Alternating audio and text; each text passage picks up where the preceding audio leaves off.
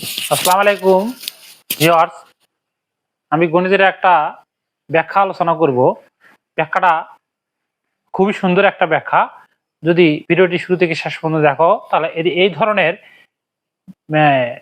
সলিউশনটা খুব সহজে বুঝতে পারবে। এই ব্যাখ্যাটা কি, এখানে 0/2, তাহলে অ্যান্সারটা কি হয়, এখানে 0 হয়। আবার 2/0 ইকুয়াল হট, এটা কত হবে? তাহলে এটা হবে অসংজ্ঞায়িত। কি হবে? অসংজ্ঞায়িত হবে। হ্যাঁ, এটা আমরা ব্যাখ্যা করব কেন 0/2 হলে কি হবে, অ্যান্সারটা হবে 0 হবে। আবার 2/0 হলে কেন অসংজ্ঞায়িত হবে সেটা আমরা ব্যাখ্যা করব।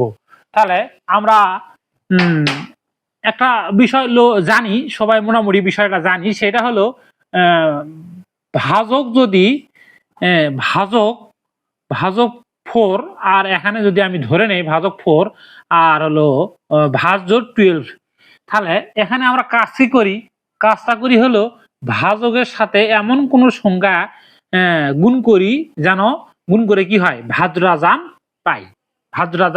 পাই। এটা তো আমরা মূলত কাজ করি, তাই না? অবশ্যই কিন্তু তাই আমরা কাজ করি। তাহলে ভাজকের সাথে কি গুণ করব আমরা? যদি 3 গুণ করি, 3 গুণ করি তাহলে কি হবে, কত? 3 4 12, তাহলে কি হবে? 12 হবে। তখন আমরা এখানে 3 আর এখানে কি দিব? 12 দিব। তাহলে এটা আমরা মূলত কাজ করি। তাহলে এখানে যদি আমরা 0/2, তাহলে 0/2 এখানে ভাজক কি আছে? ভাজক আছে অবশ্যই কি 2, আর ভাজ্য আছে 0। ভাজ্য কি আছে? 0 আছে। তাহলে ভাজকের সাথে যদি আমরা 2 সাথে যদি আমরা 0 গুণ করি, 0 এমন একটি সংখ্যা, যে কোনো সংখ্যা যদি এই সংখ্যা 0 দ্বারা গুণ করা দেওয়া হয় তাহলে ওই সংখ্যাটা কি হয়ে যাবে? ভ্যানিশ হয়ে যাবে, অর্থাৎ গুণফলটা কি আসবে? 0 আসবে। তাহলে এই দুটো গুণফলটা কি আসে? 0 আসে। এই জন্য আমরা এটা কি দিয়ে গুণ করলে, ভাজক কি দিয়ে গুণ করলে ভাজ্য পাবো? তাহলে আমরা একটু সংখ্যা, কোনো সংখ্যা দ্বারা গুণ করলে তো আমি ভাজ্য 0 পাবো না। কি দ্বারা পাবো? যখন এই 2 দ্বারা মানে 2 যদি আমরা 0 দ্বারা গুণ করি তখনই কি পাবো? তখনই কিন্তু ভাজ্য পাবো। তাহলে অবশ্যই কি পাবো? এখানে যদি আমরা 2 যদি 0 দ্বারা গুণ করি, তাহলে 0 দ্বারা গুণ করলে কি হয়? 0 হয়। এই জন্য 0/2 সমান কি লিখি আমরা? কি লিখি? 0 লিখি। আর এখানে 2/0, এতে 2/0, এই 2/0 তাহলে ভাজক, এটা ভাজক কত? এখন ভাজ হলো অবশ্যই কি ভাজক, এখানে হলো 0। তাহলে ভাজক 0 হওয়ার কারণে এই ভাজক কি দ্বারা গুণ করলে ভাজ্য পাবো, এই মূলত কাজটাই তো ওখানে করলাম। তাহলে এখানে কি করব?